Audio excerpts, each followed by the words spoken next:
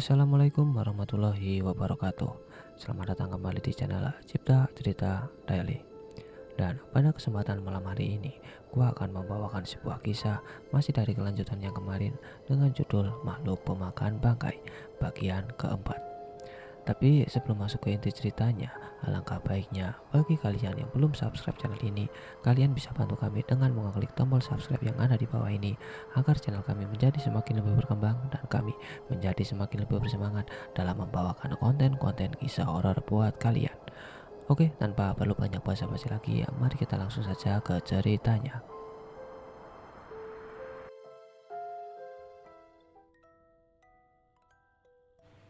Tetapi waktu itu sendiri terus saja berlalu.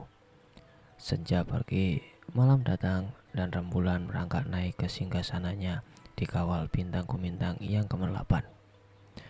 Alam melakukan tugasnya yang rutin. Demikian pula Tokar. Penjaga kubur itu menggali lubang di siang hari, lalu menutup lubang yang sama setelah dihuni oleh si mati. Dan malam ini ia kembali melakukan tugasnya yang biasa.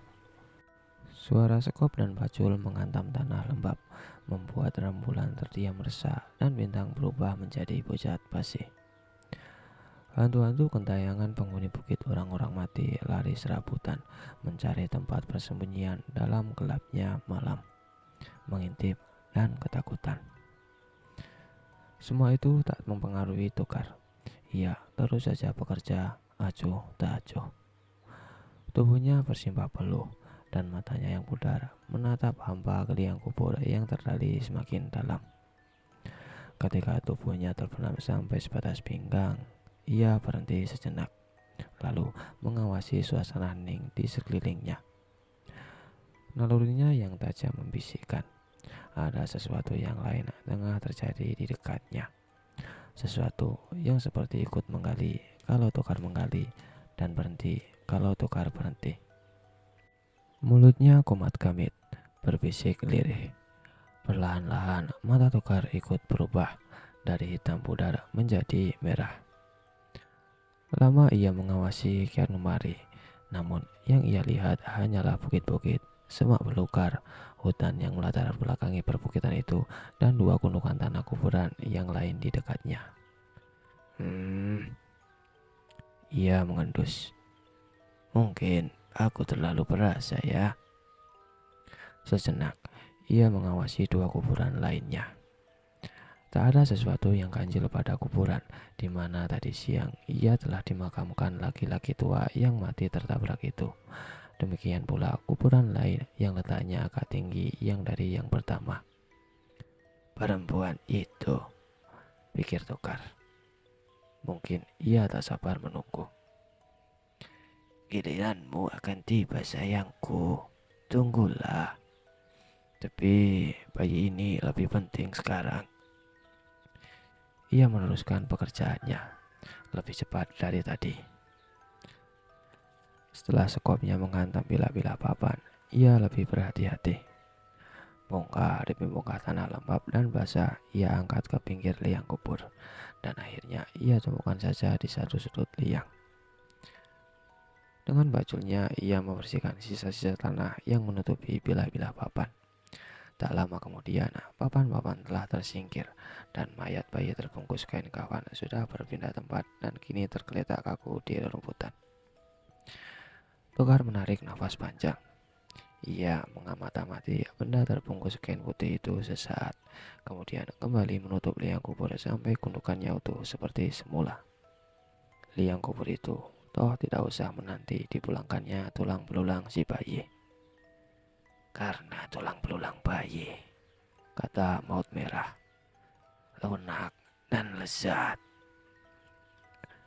Tokar menggigil, bukan karena disergap udara dingin, melainkan karena marah bercampur jijik.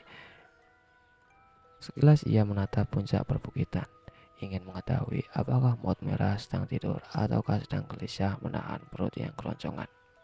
Bola-bola matanya yang merah saka tampak menyala karang seperti api yang tersiram bensin. Waktumu juga akan tiba. Tokar mengutuk. Puas mengutuk, ia kemudian duduk bersimpuh. Bungkusan kain kafan ia buka dengan hati-hati. Rembulan terbelalak ngeri, manakala sosok mayat bayi laki-laki tampak dalam kegelapan. Kulitnya pucat kebiru-biruan dengan tubuh yang begitu montok, halus, dan tak berdaya. Mata Tokar meredup sesaat. Sebenarnya, aku tak tega mengusikmu, seperti aku juga selama ini tak tega mengusik bayi-bayi yang lain. Tapi makhluk merah, Tokar menggigil lagi, giginya gemelutuk. Kau memaafkanku, bukan? Roh-rohmu, toh tak kuganggu. Ia mengurut dadanya, terpekur, lalu kumat kamit dengan cepat seolah ia diburu waktu. Perhatiannya begitu terpusat pada apa yang ia kerjakan. Dunia di sekelilingnya tidak ia anggap sama sekali. Tak pula ia peduli pada awan gelap yang bergulung-gulung di langit, rembulan yang tersekaket lalu mengundurkan diri, dan kegelapan malam yang semakin pekat bersimbang siur karena angin yang berubah-ubah arah. Tokar bersimpuh dalam posisi membelakangi kuburan yang letaknya lebih tinggi itu. Oleh karenanya, ia tak mengetahui apa yang terjadi, manakala ia sedang berkonsentrasi di pusat otaknya. Andai saja ia berpaling sedikit, ia akan melihat apa yang belum lama tadi ia rasakan tengah terjadi. Kuburan tanah perempuan itu bergerak. Tokar setengah merintih ketika ia mencabut selai rambut di kepalanya. Mencabut rambut di kepala memang pekerjaan yang sangat ringan dan tidak menimbulkan rasa sakit, malah dapat membantu meringankan perasaan hening. Tetapi mencabutnya dengan kekuatan tenaga batin agar rambut itu tidak saja tercabut bersama akarnya, namun juga membawa serta tetes darah dari balik kulit kepala lain soalnya. Apalagi kalau harus menjaga agar darah yang setetes itu tidak sampai jatuh tercecer. Tidak, darah itu tidak tercecer. Darah itu justru membaku dengan cepat. Begitu udara yang sejuk datang menyergap. Tokar mendekatkan rambut selai yang ditempeli setetes darah dengan cepat membeku itu langsung ke depan biji matanya. Mata manusia biasa di kegelapan yang demikian menggila mustahil dapat melihat selai rambut berwarna hitam itu. Namun, Tokar dapat melihat tidak saja helai rambut itu sendiri, melainkan tetes darah yang meski beku di mata Tokar tampak menggeliat-geliat seperti hidup. Di kuburan yang letaknya lebih di atas, sepasang lengan-lengan yang ganjil menjulur dari bongkahan tanah yang rekah. Begitu merasakan udara malam tertiup hembusan angin kencang yang dingin dan menggigit. Lengan-lengan itu terpaku sesaat, kemudian jari jemarinya dikatup-katupkan seolah mencari kehangatan. Gerakan itu terus berlangsung sementara lengan itu semakin panjang terjulur dari gunungan tanah kuburan yang kini semakin terbongkar. Dan jari jemari itu sendiri pelan-pelan bertambah panjang. Kuku-kukunya pula semakin bertambah runcing. Tetap hidup. Tokar berbisik tajam pada helai rambut di antara ibu dan jari telunjuknya. Tetaplah hidup dan bersenyawalah dengan rohku. Rambut itu menggeliat. Tokar tersenyum puas.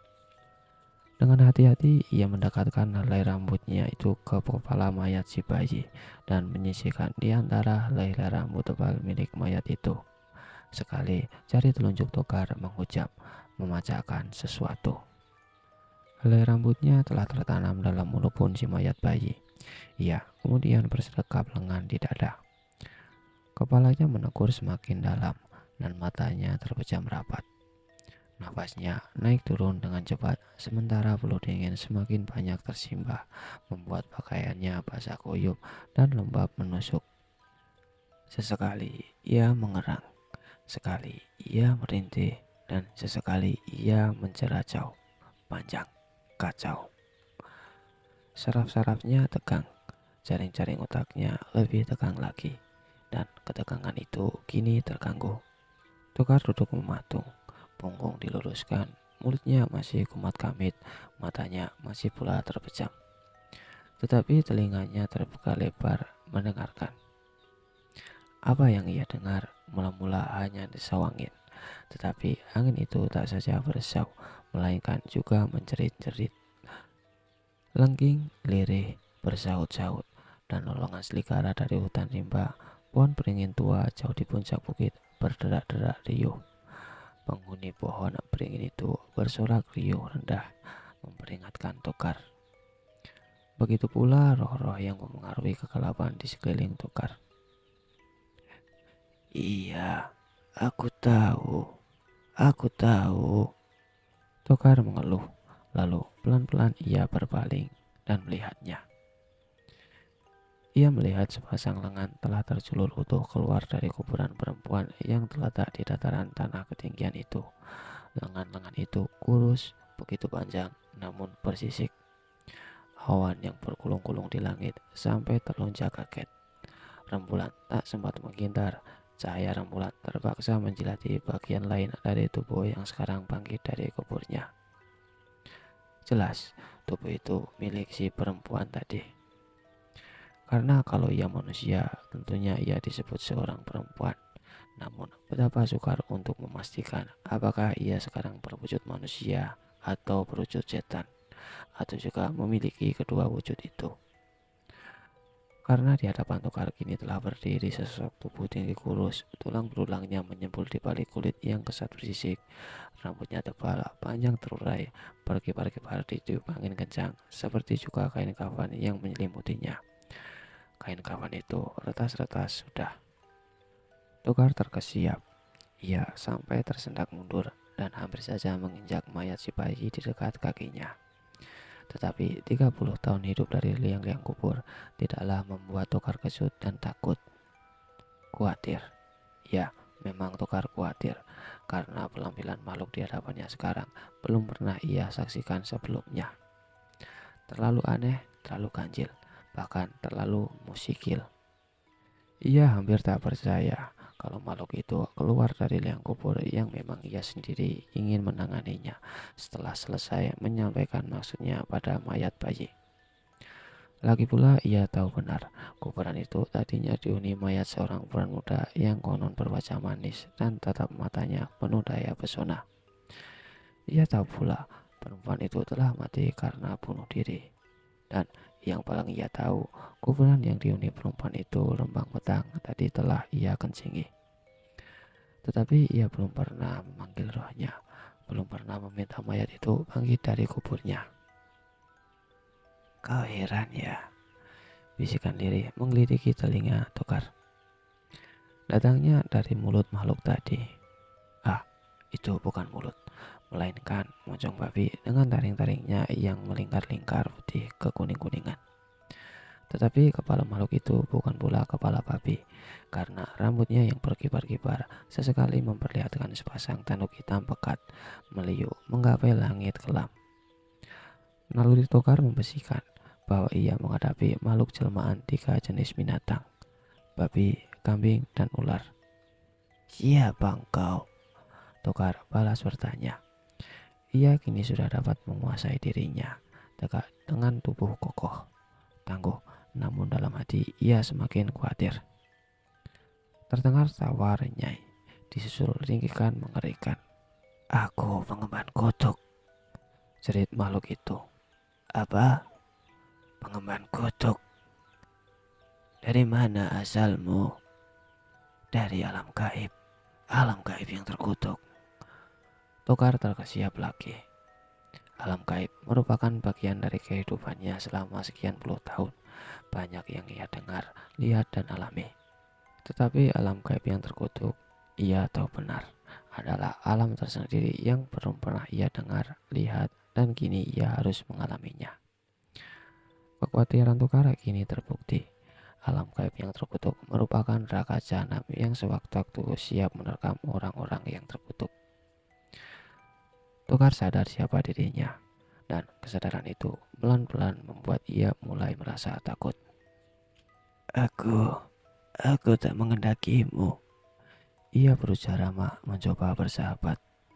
Makhluk itu menyeringai. Tidak, kau jelas mengendaki aku, karena itu kuburanku kau kencingi.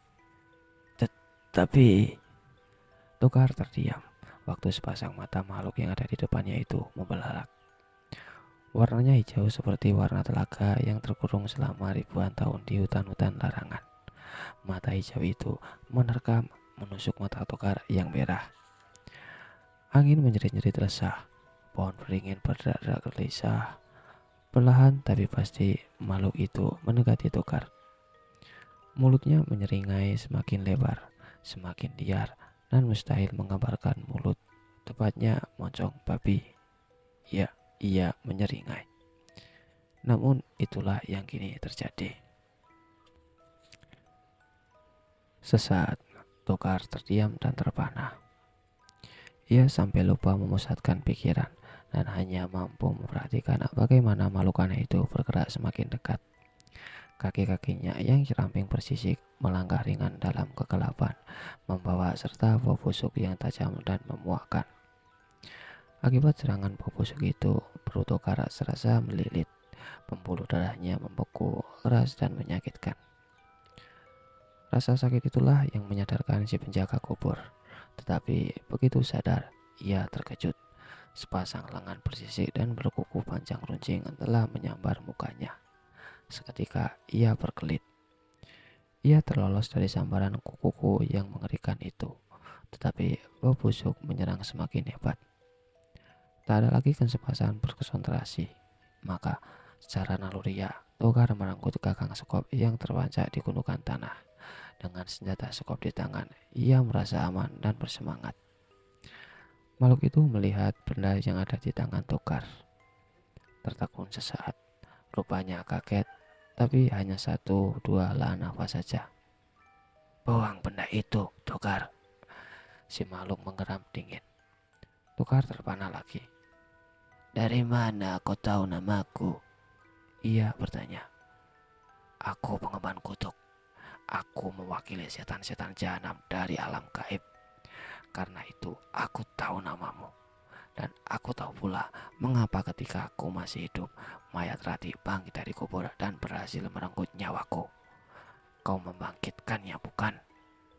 Itu urusan kalian. Aku hanya..." Mau tak mau Tokar tergetar, merasa bersalah. "Kini jadi urusan kita." Tugas makhluk Selman seruni itu galak. Moncong babi di kepalanya yang bertanduk menjeringai lebar, sementara cahaya hijau yang memancar dari sepasang matanya berkilat-kilat tajam. "Kau membantu Rati mencekik aku. Kini aku akan melakukan hal sama rupa kepadamu. Aku memang sudah ditakdirkan hidup kembali dari kematian untuk mengemban kutuk yang ditimpakan pada nenek moyangku dan garis keturunan-keturunannya. Tetapi kehidupan yang kedua ini memerlukan banyak darah. Banyak darah. Kau dengarkah itu? Aku akan menghirup darahmu, kemudian kau akan jadi budakku yang akan mencarikan aku lebih banyak darah." Makhluk ini rupanya merasa di atas angin, pikir Tokar. Ia yakin akan dapat mengalahkan dan kemudian memperbudak diriku. Karena itulah ia mulai bicara, menceritakan siapa dirinya, mengapa tak mempergunakan kesempatanku. Lalu Tokar mempergunakannya. "Apa yang terjadi dengan leluhurmu?" ia bertanya. "Mau tahu?" Makhluk itu terpancing. Boleh. Toh kau juga akan mati dan akan kuperbudak." Ia meringkih, liar, menggetarkan bukit-bukit orang mati di sekitar mereka. "Nenek moyangku ingin melawan takdir." Nenek moyangnya itu selain hidup melarat juga ditakdirkan mempunyai rupa jelek menjijikan. Tidak kuat menanggung hinaan dan umpat cerca dari sekeliling, ia kemudian menyingkir dari dunia ramai, pergi menyepi di satu gunung ke gunung lain yang tak pernah dijamah manusia. Ia memuja 3 kekuatan gaib sekaligus yang memberinya keremajaan, kecantikan, pengaruh, kekayaan berlimpah, dan umur panjang. Tapi taruhannya cukup mahal. 1 orang dari tiap 1 generasi keturunannya akan mati sengsara, kemudian akan bangkit dari kematiannya sebagai pengemban kutuk. Salah seorang keturunan dari generasi pertama mati karena penyakit kusta. Korban-korban berikutnya Angin malam bersiut-siut lirih selama makhluk itu terlena karena kesengsaraan yang dikibatkan perbuatan nenek moyangnya.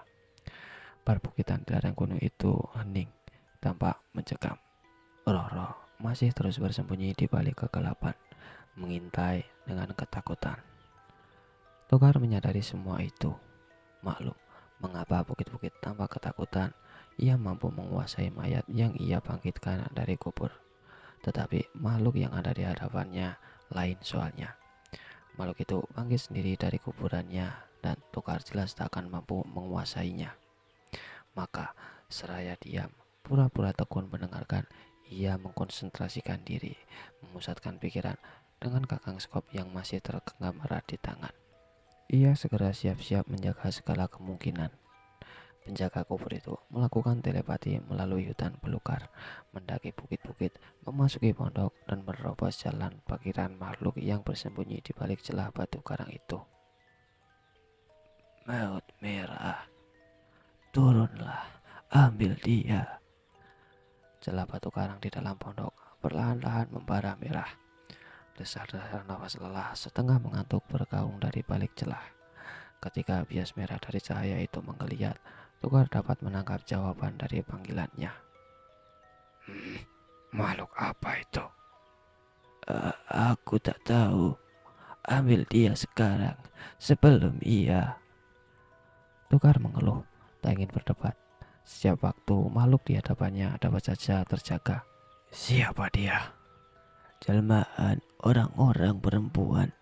Ia mati tadi malam. Dan iya, aku tahu. Tetapi makhluk apa itu? Maut merah. Cepatlah, ambil dia. Togar hampir meratap karena samar-samar ia dengar makhluk di hadapannya mulai menceritakan tentang dirinya sebagai korban dari generasi yang entah dari keberapa mati sengsara di tangan anak dirinya, Ratih. Aku melihat 3 hal yang ganjil, bisik maut merah tak peduli pada kekhawatiran Togar.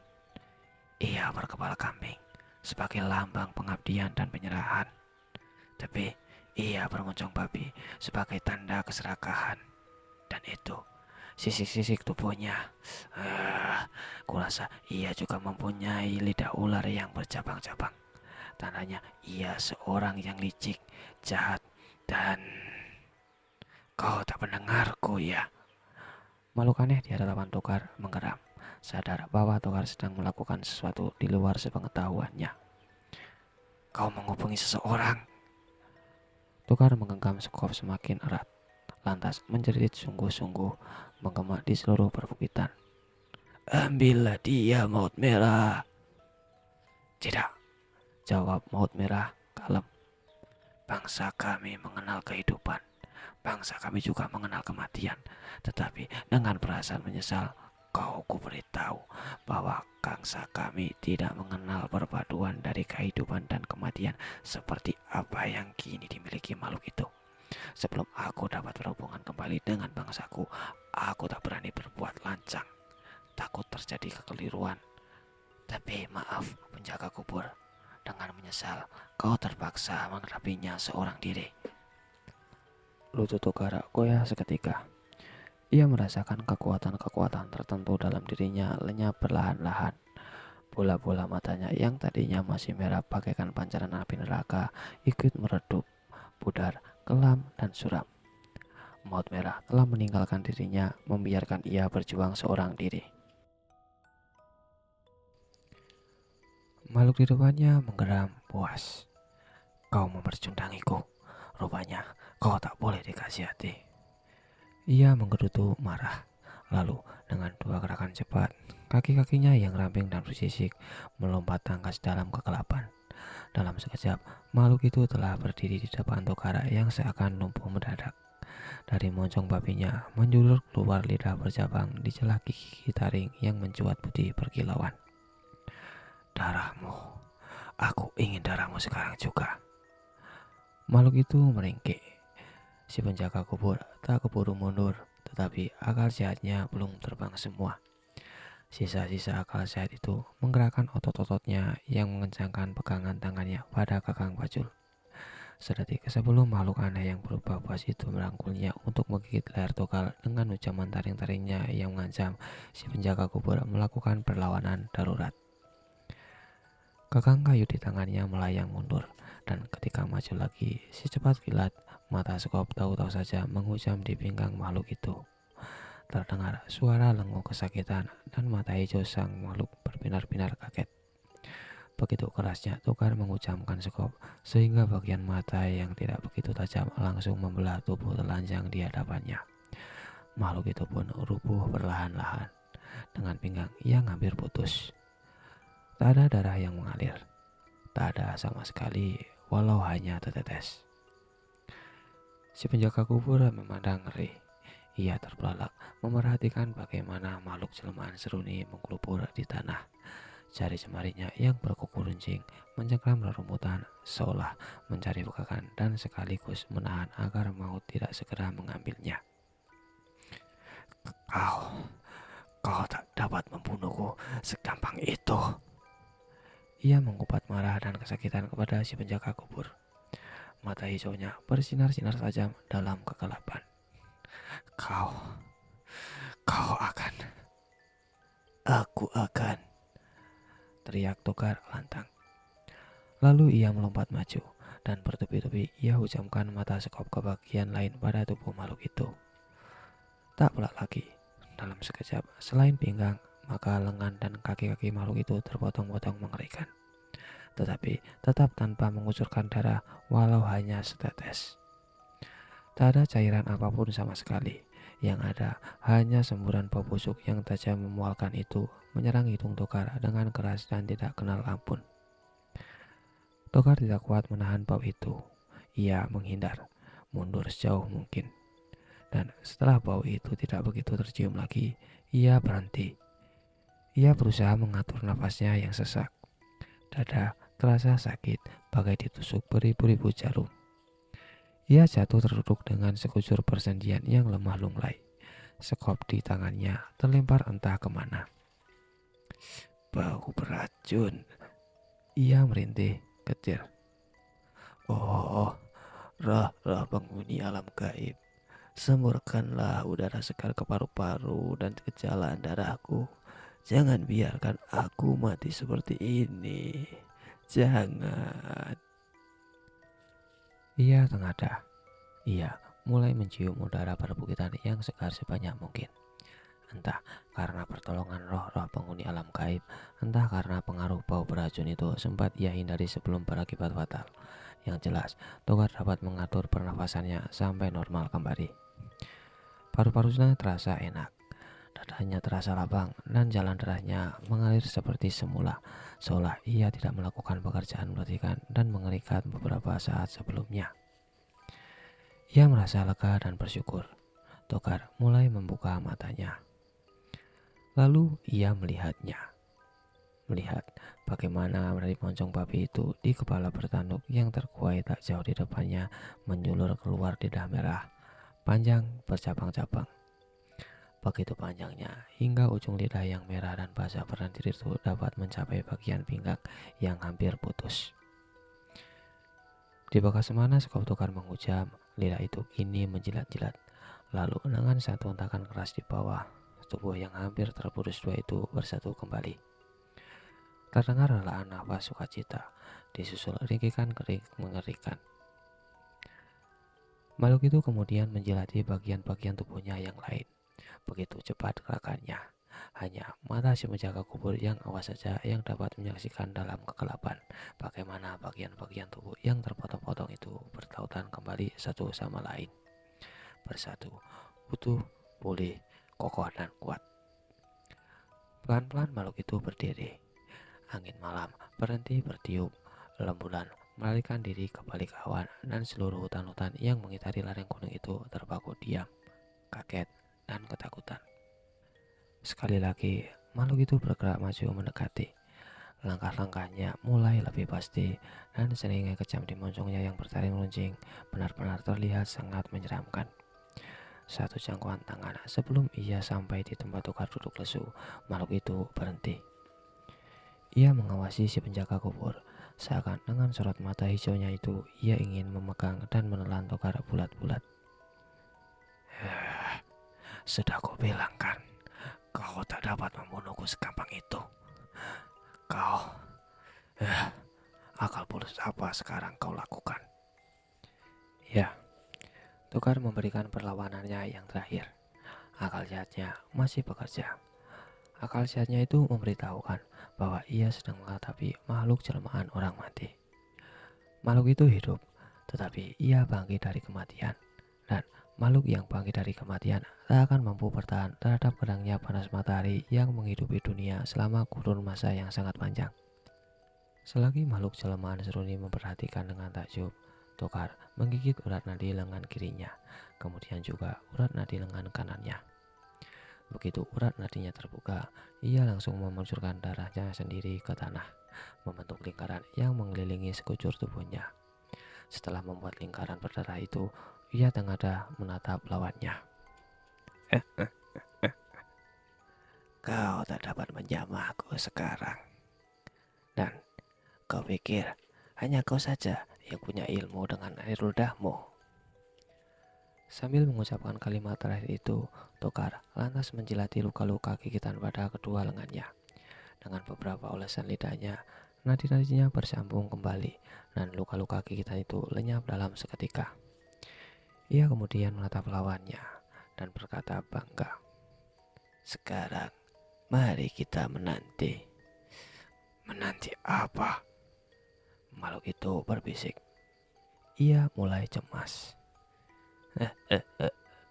Sekarang kita menanti matahari.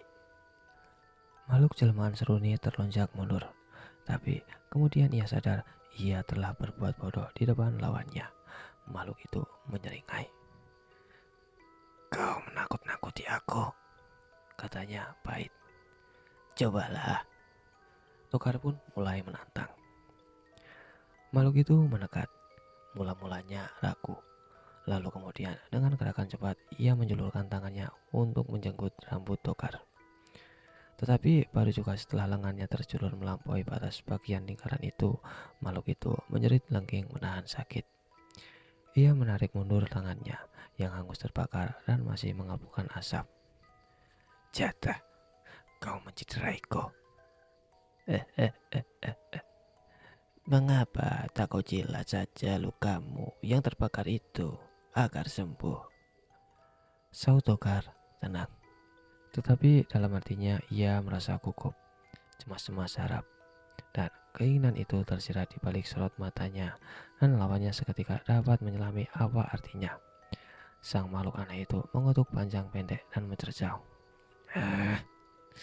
Kau ingin ludahku ikut terbakar dan kekuatanku lumpuh sebelum matahari terbit, bukan? Tokar terdiam. Aku belum kalah, penjaga kubur. Makhluk di depan Tokar meloncat-loncat liar. Tahu banyak seekor monyet yang pisang di tangannya mendadak direnggut orang. Biarlah lenganku cacat, dasar kau manusia terkutuk. Kau memancingku lagi, berharap ku jilati luka bakar yang ditimbulkan ilmu jahatmu sehingga aku lumpuh, tak dapat pergi kemana-mana sampai matahari terbit dan menghancurkan jadi debu. Bukankah begitu, Tokar? Ya, kau akan lihat bagaimana aku akan tetap hidup dan suatu ketika kelak akan datang waktu untuk membalas sakit hatiku ini kepadamu. Makhluk itu meloncat-loncat lagi, liar, puas, dan marah. Tanpa sengaja perbuatan itu menyebabkan sekali kakinya menginjak mayat bayi yang masih tergeletak di dekat liang kubur yang telah digali Tokar. Makhluk itu berhenti meloncat-loncat. Ia mengawasi mayat bayi, kemudian mengawasi si penjaga kubur. Tampak ia berpikir keras sebelum ia kemudian memungut bayi itu dan berkata senang. Tokar, ini akan kubawa. Aku ingin tahu kau apakan tadi mayat ini dan apa yang ingin kau capai. Tokar terkesiap. Jangan, dengusnya. Apa, Tokar? Jangan jamah benda itu. Kau tak berhak. Apa kau berhak, Tokar? Aku. Seringai di moncong makhluk itu memperlihatkan kesenangan yang tiada perih. aku akan kembalikan padamu, Tokar. Tapi setelah aku mempelajarinya dan cukup mampu melawan ilmu jahatmu. Dan setelah itu, Tokar, kita akan. Mendadak makhluk itu tertegun. Matanya menatap ke suatu arah di dalam kegelapan. Tokar memperhatikan ke arah yang sama, tapi ia tak dapat melihat apapun juga kecuali kegelapan yang pekat dan batu-batu nisan yang masih terbaca di gundukan kuburan sang bayi serta kuburan laki-laki tua yang mati ditabrak mobil itu. Tetapi si makhluk itu rupanya melihat sesuatu yang membuatnya tiba-tiba ketakutan. Apa kerjamu di sini? Jangan dilakukan itu lagi, Rati. Jangan. Ia melemparkan mayat bayi di tangannya. Kemudian ia bergerak mundur. Kedua tangannya yang bebas tampak dicelurkan ke depan dengan telapak tangan ketumpang seperti ingin menahan sesuatu. Rati, jangan cekik aku lagi, Rati. Biarkan aku pergi, Rati. Biarkan aku pergi. Lantas dengan pekikan ngeri, makhluk itu lari pontang-panting, lenyap di telan kegelapan malam. Angin bertiup kembali, sejuk menggigit. Awan pekat di langit gelap melaju ke suatu arah, meninggalkan langit yang biru dan bulan yang tersipu-sipu. Tokar merasakan ketenangan yang aneh yang belum pernah ia rasakan sebelumnya. Dari tempatnya duduk, ia menyapa. Rati. Mula-mulanya sepi, hening. Lalu udara dingin menari-nari di sekelilingnya. Bersamaan dengan itu, terdengar suara lembut, lirih dan menjawab. Aku di sini, Mas. Tokar berpaling di sebelah kirinya dan berkata, Aku tak mampu melihatmu. Kau tak akan, Mas. Jadi namamu Rati ya? iya.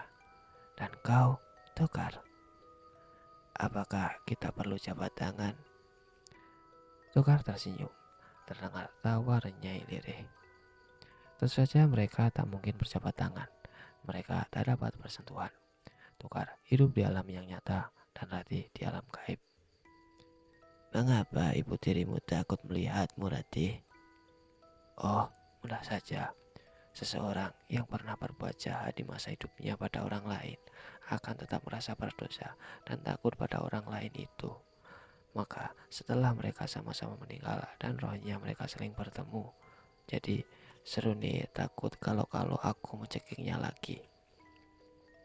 Kau melihat apa yang terjadi, bukan? Iya. Dan selama itu kau hanya diam saja. Soalnya aku ketakutan melihat penampilan Seruni yang begitu ganjil dan menyeramkan. Aku pun lari bersembunyi di balik bukit. Aku baru keluar lagi setelah mendengar cerita kesakitannya yang terdengar kemana-mana itu. Aku cuma ingin tahu. Kulihat ia ambil mayat bayi itu, dan ketika ia berbalik mau pergi, ia melihatku. Tadinya aku merasa keberkok. Aku mau bersembunyi lagi. Tak taunya malah dia sendiri yang terbirit-birit ketakutan. Ratih tertawa lagi. Tokar pun ikut tertawa. Tokar, kau akan menyerahkan bayi itu kepada Mut Merah, bukan? Loh, kok kamu tahu? Karena ya, karena kulihat kau pun pernah menyerahkan mayatku untuk disantap Mut Merah, kan? Apa? Jadi kau melihat? Tokar terengah kaget. Iya, aku melihatnya. Begitu kau selesai menggauliku. Suara Ratih terdengar malu-malu. Aku memang pergi meninggalkan jasadku seperti yang kau suruh. Tapi aku tak pergi jauh-jauh. Aku bersembunyi. Di mana? Di kolong tempat tidur. Astaga. Tokar terperanjat. Jadi kau tahu apa yang terjadi pada jasadmu? Iya, aku tahu. Ku persembahkan jasadmu pada Maut Merah. Dan apa kau tak marah? Tidak. Mengapa? Terbaring di liang lahat. Toh jasadku akan punah juga kan? Mana punahnya malah menjijikkan. Digerogoti cacing-cacing sedikit demi sedikit. Ih, tapi makhluk merah melakukannya lebih cepat. Seram sih. Tapi daripada kalau melakukannya cacing-cacing yang menjijikkan. Sepi sebentar. Lantas mendadak. Ih, lagi Tokar terkejut. Kemudian tertawa malu. Malu-malu pula penjaga kubur bertanya. Apa kau tak sakit hati? Sudah kubilang kan, bukan mengenai apa yang diperbuat maut merah, Ratih. Tapi, yang kuperbuat sebelumnya terhadap jasadmu. Lama tak terdengar jawaban. Kemudian, aku menyukainya, Tokar. Hah? Iya, terus terang. Aku menyukainya, Tokar. Apa kau tahu apa yang kau perbuat tak pernah diperbuat laki-laki lain semasa hidup? Mula-mulanya aku tersinggung dan malu sekali ketika kau meminta itu sebagai balas jasa. Tetapi kemudian aku berpikir aku toh telah mati dan pada siapa aku harus malu. Takkan ada orang yang aibnya tercoreng. Maka kau menyerah. Iya, aku menyerah. Ketika kau mulai menggelutiku, malah aku bereaksi tanpa sadar. Suara Ratih terengah-engah malu. Diam-diam, aku menikmatinya, Tokar. Aku senang mendengarnya, Ratih. Sayang, kita tak dapat mengulanginya, bukan? Desah Ratih terus terang, suaranya kecewa. Iya, kita masih dapat mengulanginya lagi, Ratih. Bagaimana, Tokar? Jasadku bukannya sudah. Hampir tiap hari ada orang mati, Ratih. Hampir tiap hari ada mayat yang kukuburkan. Ya, walau jarang, di antara mayat-mayat itu terdapat mayat perempuan muda atau masih terhitung muda. Entah gadis, entah janda, entah ketika hidupnya masih istri orang. Sebelum kuserahkan jasad mereka ke maut merah, maka makhluk itu kubangkitkan dari kubur dengan memanggil roh pemiliknya. Tapi apa hubungannya dengan ada, Ratih? Begini, bila mayat-mayat perempuan lain datang setelah hari ini, aku tak akan memanggil rohnya, tetapi akan kupanggil rohmu untuk menghuni mayat itu. Mengapa kau melakukan itu? Tanya Ratih lama terdiam. Karena kukira aku menyukaimu, Ratih. Oh, sepi lagi. Hening menggigit. Si penjaga kubur merasakan getaran-getaran nyata pada kelelakiannya dan tanpa ia sadari ia bergumam. Ratih, iya, aku ingin menciummu. Iya, aku juga. Aku tak tahan lagi, Ratih. Aku ingin sekarang. Ah, sekarang? Suara Ratih menggelebar. Rupanya rohnya juga merasakan getaran yang tengah dirasakan si penjaga kubur. Tetapi mereka hanya dapat merasakan tanpa berbuat apa-apa.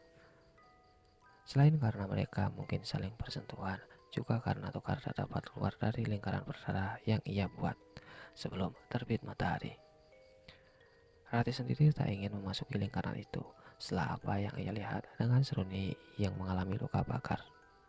Benar, Ratih tak memiliki jasad nyata, namun rohnya tetap akan merasa kesakitan. Ratih, si penjaga kubur bergumam lagi.